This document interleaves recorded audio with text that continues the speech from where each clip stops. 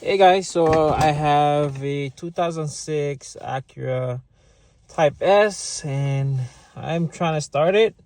And also I did try pressing the clutch switch on the bottom. Still the same thing, doesn't start. And then yeah, if you could help me out, would be great. Comment down below what's the issues, and yeah, trying to solve this problem. I was thinking it might be a bad starter, so yeah, not there's no sound or clicks coming out from the starter. And yeah, I hear the fuel pump running. Other than that, I'm not sure what's the issue. And I did scan it also, and it's not showing anything, no code. So yeah, make sure to comment down below, and yeah, give me an idea of it. Thank you guys.